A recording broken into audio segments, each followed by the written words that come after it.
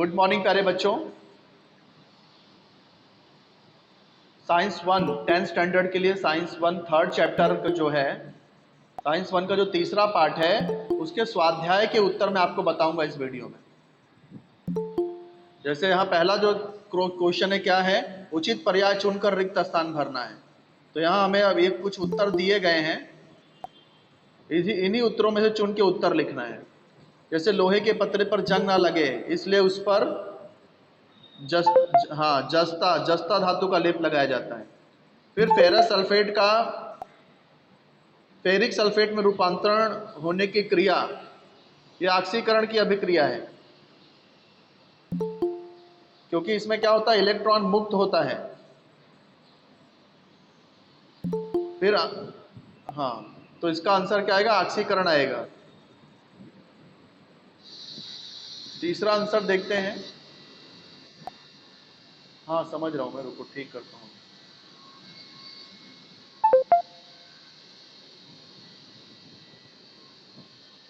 अब क्लियर है?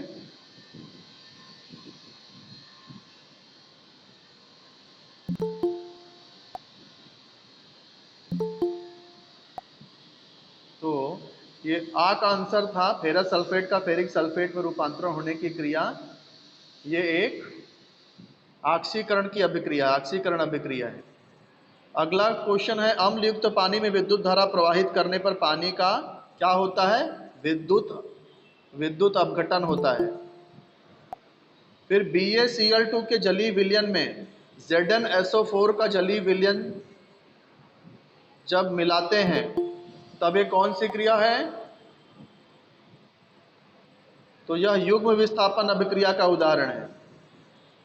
तो यहां रिक्त स्थान में युग्म विस्थापन आ जाएगा। अब अगले क्वेश्चन पे आते हैं। निम्नलिखित दिए गए प्रश्नों के उत्तर लिखिए। 2 का अ, जब किसी अभिक्रिया में ऑक्सीकरण और अपचयन क्रिया एक साथ घटित होती है, उस अभिक्रिया को क्या कहते हैं? उस अभिक्रिया को रिडॉक्स अभिक्रिया कहते हैं। उदाहरण द्वारा स्पष्ट कीजिए। तो इसका उदाहरण आपको पेज नंबर 43 पे मिल जाएगा। देख लें पेज नंबर 43। चलो पेज 43 पे देख लेते हैं रिडॉक्स अभिक्रिया के उदाहरण। ये है पेज नंबर 43 और रिडॉक्स अभिक्रिया के उदाहरण कौन से हैं? एक तो ये है रिडॉक्स अभिक्रिया का उदाहरण।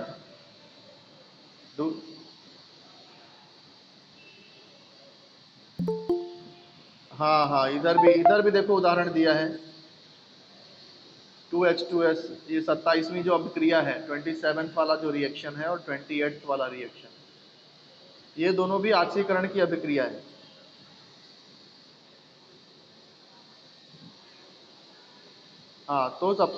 तो इसका आंसर आ गया। क्या लिखना है? सबसे पहला क्वेश्चन क्या पूछा था कि जब किसी अभिक्रिया में ऑक्सीकरण और अपचयन क्रिया एक साथ घटित होती है तो उस अभिक्रिया को क्या कहते हैं? तो इसका उत्तर है, उस अभिक्रिया को रिडॉक्स अभिक्रिया कहते हैं। फिर उदाहरण द्वारा स्पष्ट कीजिए। तो पेज नंबर 43 पे जो रिडॉक्स, पेज 43 में जो रिएक्शंस दिए हैं वो सब उदाहरण है रिडॉक्स अभिक्रिया के, जैसा भी मैंने बताया आपको। तो इसका आंसर लिख लोगे ना? हाँ, अभी जो एग्जांपल बताया ना, रिएक्शन नंबर 27, रिएक्शन नंबर 28, वो सब इसके उदाहरण हैं।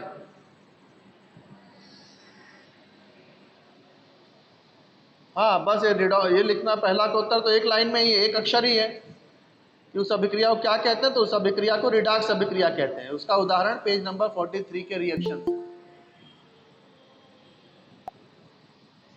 हाँ, फिर उदाहरण लिख देना, 2-3 उदाहरण लिख देना उधर।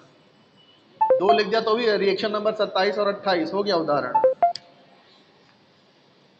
अगला क्वेश्चन है, हाइड्रोजन पेरोक्साइड का अपघटन इस रासायनिक अभिक्रिया का दर कैसे बढ़ा सकते हैं?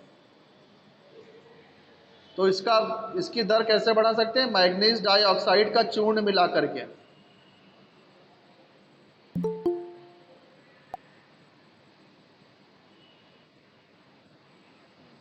चूने नहीं, चूर्ण, पाउडर। हाँ, चूर्ण है ये। हाँ, इसका उत्तर है मैग्नीज डाइऑक्साइड का चूर्ण मिलाकर। मैग्नीज डाइऑक्साइड की जगह पे ये सूत्र भी लिख सकते हो, capital M small n capital O और 2। तो मैग्नीज डाइऑक्साइड लिखो या ये सूत्र लिख दो, MnO2 लिख दो। इसका चूर्ण मिला करके हाइड्रोजन पेरोक्साइड के मैग्नीज डाइऑक्साइड का चूर्ण, मैग्नीज डाइऑक्साइड का चूर्ण मिला करके हाइड्रोजन पेरोक्साइड का अपघटन इस रासायनिक अभिक्रिया की दर बढ़ा सकते हैं। आगे बढ़ें। अगला क्वेश्चन है, ऑक्सीजन व हाइड्रोजन का संदर्भ लेकर अभिक्रिया के कौन कौन से प्रकार हो सकते हैं, ये उदाहरण सहित स्पष्ट कीजिए।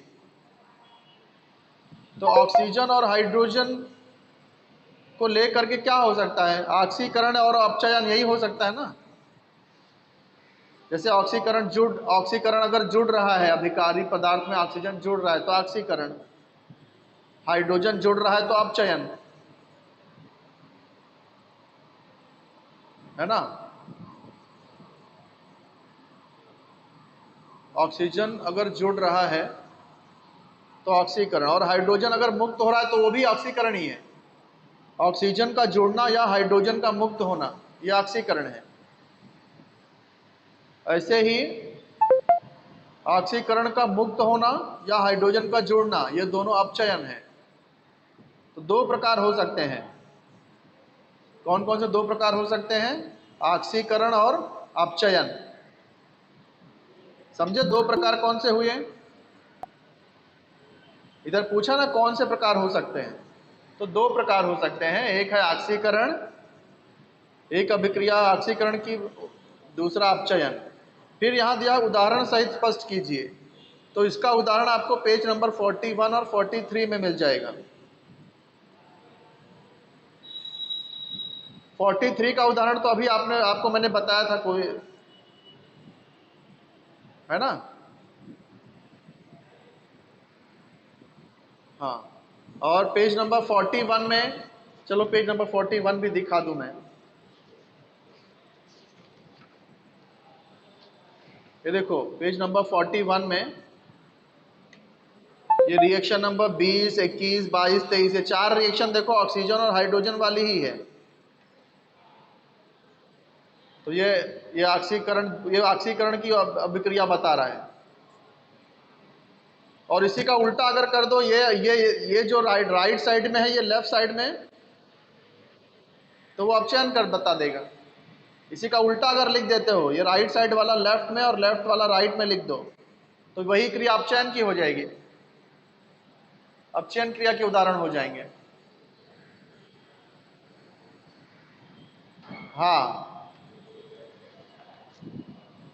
और अपचयन के लिए ये उदाहरण भी लिख सकते हैं जो मैंने आपको बताया था, रिएक्शन नंबर 27 और 28।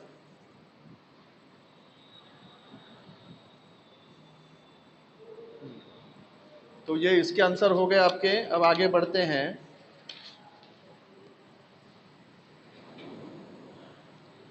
आगे कौन सा है, ये ई वाला है, ई। अभिकारक और उत्पाद की परिभाषा लिखकर उदाहरण सहित स्पष्ट कीजिए। अभिकारक किसे कहते हैं, उत्पाद किसे कहते हैं, इसकी परिभाषा लिखना है। ये आपको पेज नंबर 31 और पेज नंबर 32 पे मिलेगा। तो पेज 31 देख लेते हैं कहाँ पर है।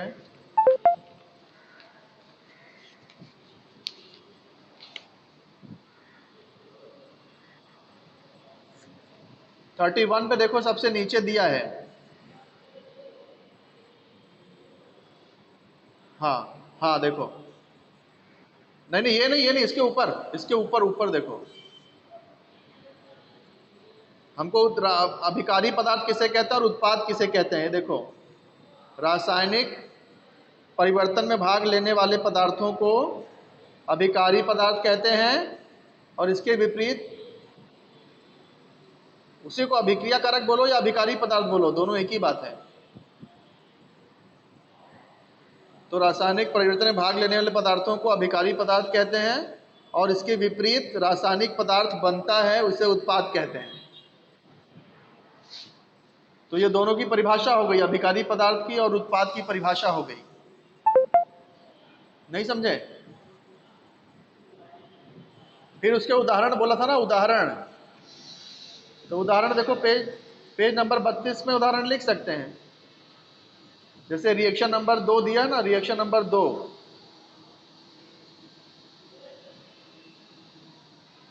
हाँ, CuSO4 plus Zn arrow ZnSO4 plus Cu। तो यहाँ देखो, ये CuSO4 और Zn ये क्या है? अभिकारी पदार्थ है, और ये ZnSO4 और कॉपर ये उत्पाद है।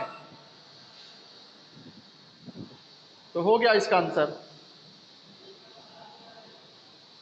अब आगे देखते हैं अगला क्वेश्चन क्या है। हाँ, अगला है देखो, NaOH का पानी में घुलना और कैल्शियम ऑक्साइड का पानी में घुलना, इन दोनों घटनाओं में समानता क्या है और अंतर क्या है, ये स्पष्ट करना है। तो देखो, दोनों का रिएक्शन यहाँ पे लिखा है। NaOH का पानी में घुलना, NaOH सॉलिड है, पानी में घोलेंगे तो NaOH एक्वस बन जाएगा और हीट, उसमें से हीट ऊष्मा मुक्त होगी, ऊष्मा।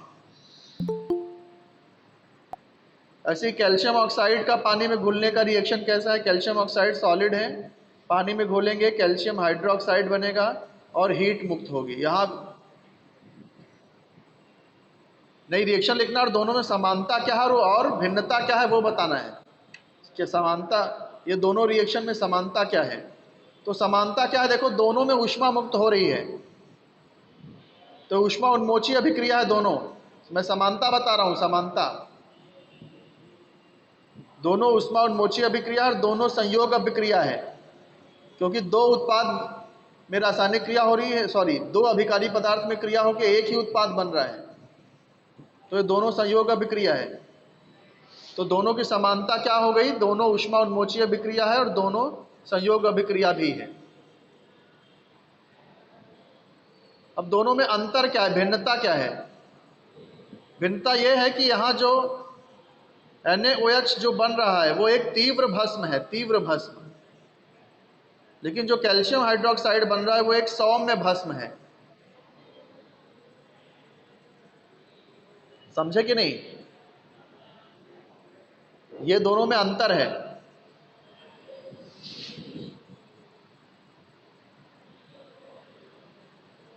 हाँ, तो मेन तो एक्चुअली यही है, समानता और भिन्नता क्या है वो मेन है, पर मेरी सलाह है कि आप दोनों का रिएक्शन भी याद रखो। चलो अब अगले क्वेश्चन पे चलते हैं।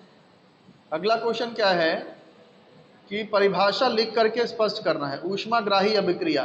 पेज नंबर 38 पे मिल जाएगा ये आपको।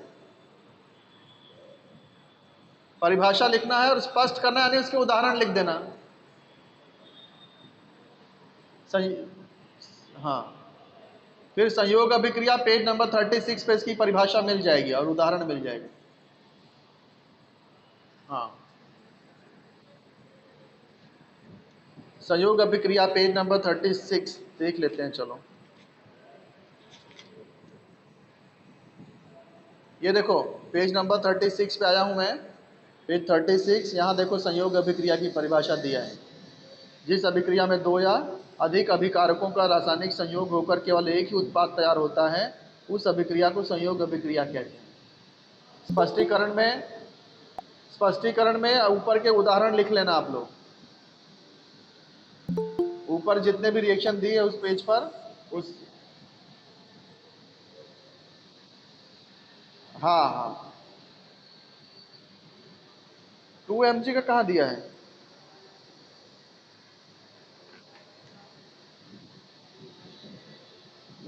हाँ बराबर, 2 mg वाला, हाँ बराबर बराबर।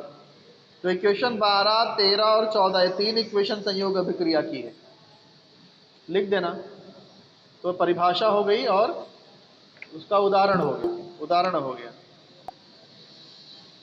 तो ऐसे ही देखो, संतुलित समीकरण किसे कहते हैं? पेज नंबर 34 पे आपको मिल जाएगा, और समीकरण नंबर 9 लिख देना। संतुलित समीकरण, संतुलित समीकरण की परिभाषा और उसका उदाहरण समीकरण नंबर 9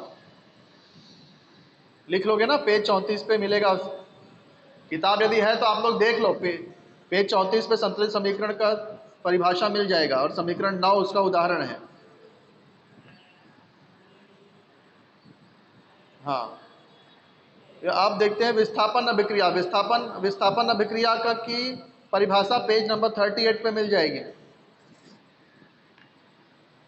और उदाहरण भी वहीं पे मिल जाएगा। आप लोग अपनी बुक पलट के देख सकते हो, है ना। अब आगे देखो, वैज्ञानिक कारण। बेटा सिर्फ परिभाषा लिखो और उसका एक उदाहरण लिख दो, एक रिएक्शन लिख देना।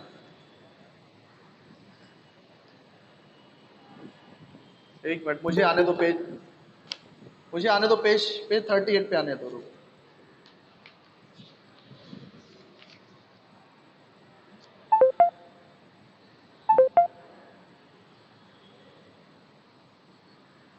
ये देखो यहाँ दिया है, सॉरी, एक ये है ना यहाँ पर।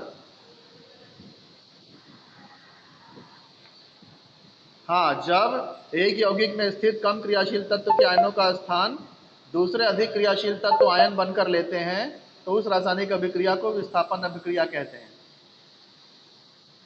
हाँ, फिर उसका उदाहरण नीचे लिख देना। 3 उदाहरण है यहाँ पे, तीनों मैंने बताया था जब मैं पाठ पढ़ा रहा था, तो बताया था मैंने आपको।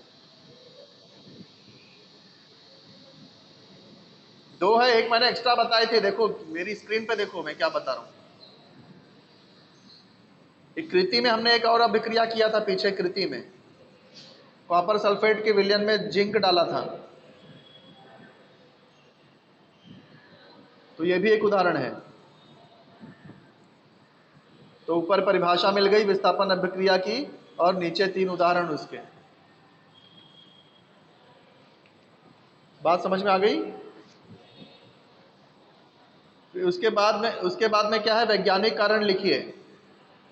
चूने के पत्थर को गर्म करने पर निकलने वाली गैस को ताज़ा चूने के पानी में प्रवाहित करने से चूने का पानी दुधिया हो जाता है। क्यों दुधिया हो जाता है?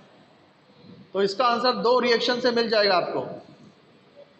चूने के पत्थर को गर्म करते हैं तो क्या होता है, देखो कैल्शियम कार्बोनेट, ये चूने का पत्थर है,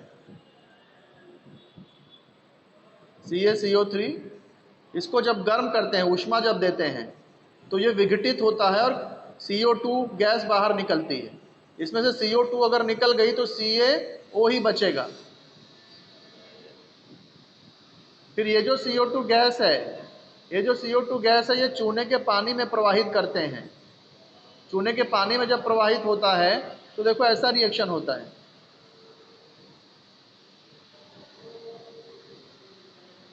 ये चूने का पानी का सूत्र है CaOH ट्वाइस।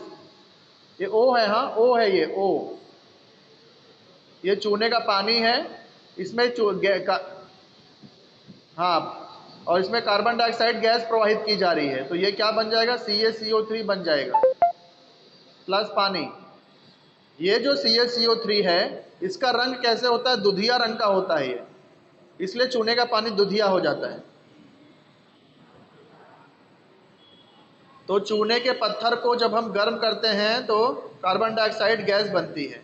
ये कार्बन डाइऑक्साइड गैस को जब चूने के पानी में प्रवाहित करते हैं तो दुधिया रंग का कैल्शियम कार्बोनेट बन जाता है, इसलिए चूने का पानी दुधिया हो जाता है। ये इसका उत्तर है। तो ये 2 रिएक्शन भी लिख देना, तो आपका उत्तर और मजबूत हो जाएगा। आगे चले। आगे है शाहाबादी। ये वीडियो में बना दूंगा बेटा, लिखने की जरूरत नहीं है, वीडियो रिकॉर्ड कर रहा हूँ, भेजूंगा आपको बाद में। तो अभी अच्छे से समझ लो, बाद में देखना इसको। हाँ, वीडियो भेज दूंगा बना, रिकॉर्ड। मैं चाहिए तो फोटो भी भेज देता हूँ इसका आपको, फोटो भी भेज देता हूँ और वीडियो भी भेज दूंगा, तो सब देख लेना आप। हाँ, चलो फिर क्या, देखो शाहाबादी फर्श के टुकड़े HCl में डालने पर जल्दी अदृश्य नहीं होते, किंतु फर्श का चूर्ण जल्दी अदृश्य हो जाता है। साहब आदि फर्श का टुकड़ा HCl में डालेंगे तो जल्दी अदृश्य नहीं होगा, लेकिन उसी फर्श का टुकड़े के बजाय अगर फर्श का चूर्ण डालो तो जल्दी अदृश्य हो जाता है। क्यों? पेज नंबर 40 पे देखो बेटा, हमने ये पढ़ा था कि अभिकारी पदार्थ को एक कणों के आकार पर रासायनिक अभिक्रिया की दर निर्भर होती है।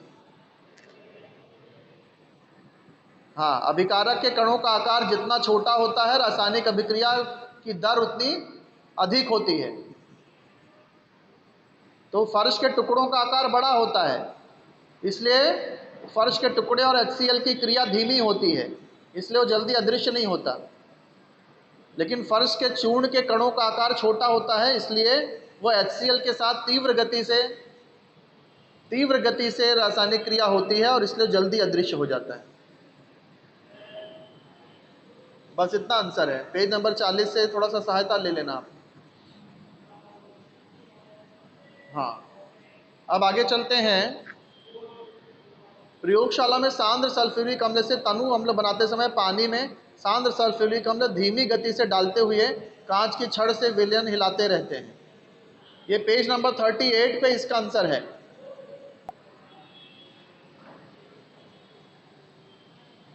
याद है, मैंने आपको समझाया था एक, हाँ, कि क्या होता है, सांद्र सल्फ्यूरिक अम्ल में बहुत अधिक ऊष्मा होती है। तो यदि उसमें यदि पानी डालें तो एक साथ में बहुत अधिक मात्रा में ऊष्मा उन्मोचित होती है, जिससे दुर्घटना होने का भय रहता है, दुर्घटना होने का डर रहता है। तो इसलिए पानी में यदि सांद्र सल्फ्यूरिक अम्ल धीमी गति से डालते हुए कांच की छड़ से विलयन हिलाते हैं तो क्या होता है, थोड़ी थोड़ी ऊष्मा ही बाहर निकलती है। हाँ, पूरी क्या करें, अगर सल्फ्यूरिक अम्ल में आप पानी डाल दिए तो एक साथ में बहुत अधिक मात्रा में ऊष्मा बाहर निकलती है, जिससे दुर्घटना हो सकती है, चेहरा जल सकता है किसी का।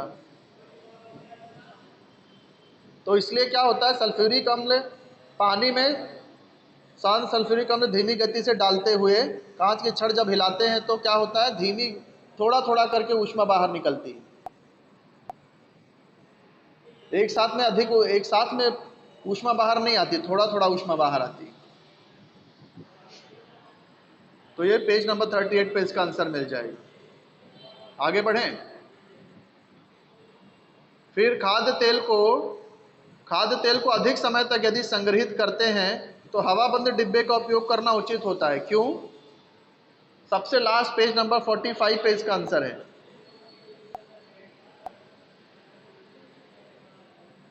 क्या होता है? हाँ, यस, बदबू में। खाद्य तेल को क्या होता है, अधिक समय तक अगर हवाबंद डिब्बे में नहीं रखेंगे तो हवा की जो ऑक्सीजन है वो, यस, हाँ, हाँ, ऑक्सीजन नहीं मिलेगा, खाद्य तेल का ऑक्सीकरण नहीं होगा और जल्दी खराब नहीं होगा, इसलिए उसे हवाबंद डिब्बे का उपयोग करते हैं। फिर है, नीचे दी गई आकृति का निरीक्षण कीजिए और रासायनिक क्रिया स्पष्ट कीजिए। इसका आंसर पेज नंबर 44 पे मैंने समझाया था आपको। रासायनिक अभिक्रिया सारी लिखनी है। पहले स्टेप में क्या होता है, धनाग्र और ऋण, लोहे के कणों में धनाग्र और ऋणाग्र बनता है। धनाग्र पे क्या होता है, ये जो Fe है उसका ऑक्सीकरण होता है, इलेक्ट्रॉन निकलता है, Fe2+ बन जाता है। ऋणाग्र पर क्या होता है, ऑक्सीजन का अपचयन होता है और पानी बनता है। फिर ये जो Fe2+ है ये ऋणाग्र पर जाता है। क्या?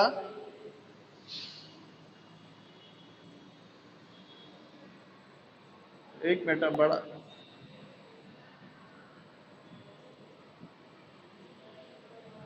एक मिनट, समझा नहीं। धनाग्र और ऋणाग्र के बीच में है।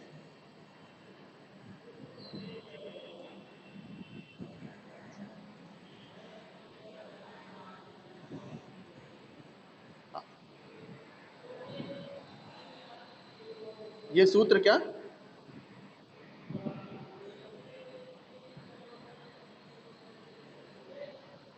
ये तो मैं क्या बोल रहा हूँ, देखो क्या होता है कि यहाँ धनाग्र पर क्या होता है, जो लोहे का कण है ना, लोहा, ये इलेक्ट्रॉन का त्याग करता है। इसके दो बाह्यतम कक्षा में 2 इलेक्ट्रॉन होते हैं, तो 2 इलेक्ट्रॉन ये त्याग कर देता है, तो इसलिए इस पे Fe2+ आवेश आ जाता है। ये मैंने बहुत विस्तार से समझाया था।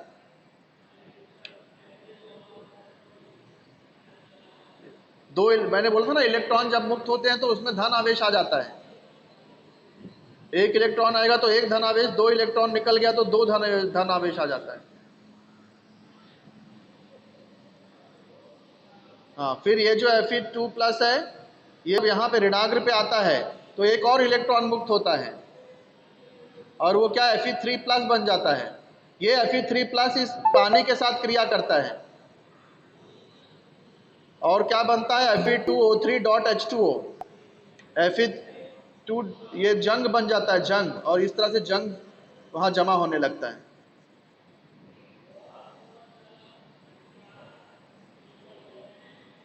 समझे? ये जो रिएक्शन दिया है, ये आपको ये बताया कि ऑक्सीजन पानी कैसे बना, यहाँ ऋणाग्र पर ऑक्सीजन पानी कैसे बना है वो समझाया है। ऑक्सीजन 2 स्टेप में समझाया है। ऑक्सीजन पहले OH- में कन्वर्ट होता है, उसके बाद में फिर वही ऑक्सीजन फिर पानी बनता है।